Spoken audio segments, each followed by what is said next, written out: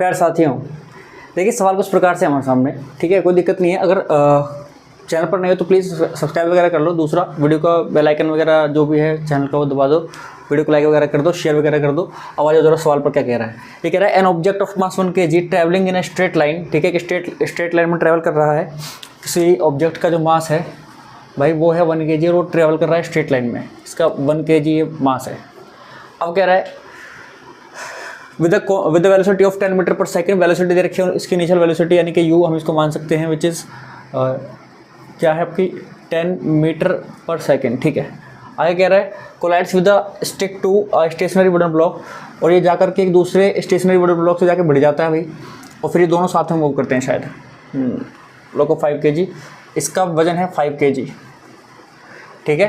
कह रहा है then they both move of together in the same straight line, दोनों आगे की तरफ मूव करते हैं उसके साथ। ये 1 किलो का है और प्लस में ये आपका 5 किलो का है, वे दोनों एक साथ मूव करते हैं आगे की तरफ। अब कह रहा है ठीक है, calculate the total momentum just before the impact and just after the impact, also calculate the velocity of the combined object, उसकी वेलोसिटी बतानी है हमें इसकी। चलो भाई एक बार थोड़ा फोकस करते हैं। देखिए इसको मान लेता हूँ, ये हमारा है पहला ऑब्जेक्ट, ठीक है, सही से लिखते हैं चलिए यहाँ पर समझिए। पहला ऑब्जेक्ट यहाँ गया, दूसरे ऑब्जेक्ट के साथ मिला और आपस में चिपक गया। Collides with an stick to कह रहे हैं ना, collides with an stick to, फिर चिपक जाता है उसके साथ मूव करता है फिर आगे की तरफ।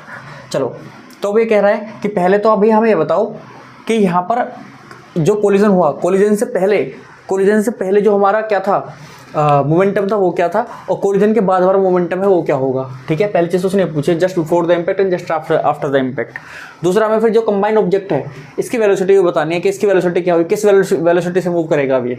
चलो पहले हमें जो चीज़ गिवन है हम उनको लिख लेते हैं। हमें गिवन क्या है, हमें पहला जो ऑब्जेक्ट है उसको मान लेते हैं m1, उसका मास दिया हुआ है हमको 1 kg, और उसके लिए हमें u1 भी दिया हुआ है, उसकी वेलोसिटी दी हुई है initial velocity 10 metre per second, ठीक है। आगे बढ़ते हैं, फिर हमें दूसरा एक ऑब्जेक्ट दिया हुआ है जो कि स्टेशनरी है, यानी कि उसकी जो इनिशियल वेलोसिटी है वो है 0 मीटर पर सेकेंड, और उसका मास दिया हुआ है हमें 5 kg।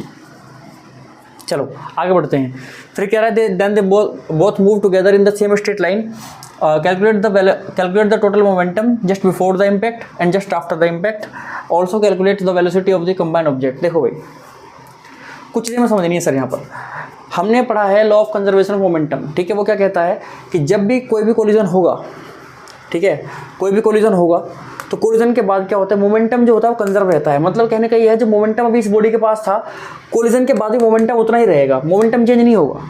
यानी कि मोमेंटम अभी जितना था जस्ट बिफोर द इम्पैक्ट जितना था, आफ्टर द इम्पैक्ट उतना रहने वाला है, पहली चीज़। दूसरी चीज़ ये है कि जब ये मोमेंटम हो गया, जब ये कोलिजन हो गया, कोलिजन के बाद अगर ये दोनों साथ में हैं तो इन दोनों के पास सेम वेलोसिटी होगी, इन दोनों के पास जो वेलोसिटी होगी वो सेम होगी, वो अलग अलग नहीं होगी, सेम वेलोसिटी होगी सर। चलो तो मतलब कहने का ये है आफ्टर कोलिजन दो चीज़ें चेंज नहीं होंगी। एक तो भैया दो चीज़ें होंगी, एक तो भाई आपका मोमेंटम जो रहेगा पहले वही रहेगा, मोमेंटम चेंज नहीं होगा। दूसरा आपकी वेलोसिटी जो रहेगी दोनों ऑब्जेक्ट की सेम हो जाएगी, ठीक है। चलो तो मान लेते हैं जो हमारे v1 है, मान लेते हैं इसकी वेलोसिटी v1 और इसकी फाइनल वेलोसिटी v2, इन दोनों को हम मिला करके एक ही वेलोसिटी मान लेते हैं v, क्योंकि वो दोनों सेम है, ठीक है। अब सेम रहेगी वो। चलो अब जो नियम है, नियम का आधा कानून वो क्या कहता है उसके बारे में बात कर लेते हैं। हम मान लेते हैं पी इनिशियल निकाल रहा हूँ मैं, पी इनिशियल, तो क्या रहेगा हमारा, क्या आएगा m1 u1 आ जाएगा, यानी कि m1 कितना है 1 × 10, तो यहाँ से आ गया 10 kg मीटर पर सेकेंड, ये हमारा पहला मोमेंटम आ गया, ठीक है। ये जस्ट बिफोर द इम्पैक्ट है, just before the impact momentum इतना है। अब देखो पी एफ आपका होगा पी फाइनल, और मैं कह रहा हूँ कि उसके बाद भी इम्पैक्ट के बाद भी कोलिजन के बाद भी जो मोमेंटम वो सेम रहेगा। मतलब कहने का ये है पी एफ जो होगा वो भी हमारा सेम रहने वाला है, पी एफ भी हमारा सेम रहेगा। मतलब कहने का ये है ये भी हमारा कितना रहेगा 10 kg मीटर पर सेकेंड ही रहेगा, ठीक है। लेकिन पी फाइनल की अगर मैं बात करूँ तो यहाँ पर अगर आप देखोगे तो इसके लिए जो बॉडी है उसका वेट कितना हो गया भाई, 5 + 1 6 किलो हो गया। तो यहाँ पर मैं इसको खोलूँगा तो ये क्या आएगा m, ठीक है, कि इसको कैपिटल M मान लेते हैं। चलो कैपिटल M और इस v को ये वाला v = 10 और ये आपका 10 रहेगा। चलो अब ये m क्या है, ये m होगा भाई, ये m1 और ये m2 दोनों प्लस हो गए, है क्या नहीं। मैं दोनों बॉडी एक साथ चिपक चुकी है ना, तो उसको हम कैपिटल मान लेते हैं दोनों को जोड़ के, यानी कि 6 किलो। इसकी जगह होगा 6 और v हमें निकालना है इक्वल्स टू 10। सो यहाँ से हम यहाँ पर कर लेते हैं अब, तो ये जाएगा v इक्वल्स टू 10/6, या फिर इसको कह सकते हैं हम 2 से 3 टाइम्स और 2 से 5 टाइम्स 5/3 मीटर पर सेकेंड। ये हमारी आ जाएगी भैया वेलोसिटी, इसकी आपकी फाइनल वेलोसिटी आ जाएगी ऑब्जेक्ट की। ठीक है, दूसरा उसने और क्या पूछा, बस यही पूछा है, और कुछ पूछा ही नहीं है। यही पूछा है हमसे कि भैया हमारा जो होगा फाइनल वेलोसिटी होगी वो क्या होगी, वो हमने बता दिया 5/3 मीटर पर सेकेंड। इसको कन्वर्ट करना चाहते हो कन्वर्ट कर लो। 5 1 ज़ा 5, सॉरी 3 1 ज़ा 3, कितना बचेगा 2, और 3 6 ज़ा 18, फिर से 3 6 ज़ा 18, ये चलता रहेगा। तो इससे अच्छा इसको क्या लिख सकते हैं हम, इसको हम लिख सकते हैं 1.67 मीटर पर सेकेंड। ठीक है, 1.67 मीटर पर सेकेंड।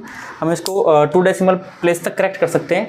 अगर यहाँ पर हमारी ये वैल्यू 5 से बड़ी है तो इससे पहली वैल्यू को हम 1 बढ़ा के लिख देंगे। ठीक है, चलो। तो मुझे पूरी उम्मीद है कि भाई आपको ये चीज़ समझ में आ गई होगी। ध्यान रखना है यहाँ पर जो मोमेंटम है हमारा कंजर्व रहता है, वो मोमेंटम कंजर्वेशन मोमेंटम वाला जो लॉ है वो क्या कहता है कि भाई जब भी कोलिजन होगा तो कोलिजन के बाद भी जो पहला मोमेंटम था मोमेंटम वही रहेगा। मोमेंटम केवल ट्रांसफर हो सकता है, खत्म नहीं हो सकता। ठीक है, और ना वैसे और ज़्यादा क्रिएट किया जा सकता, जितना है मोमेंटम उतना ही आपका यहाँ पर जाएगा।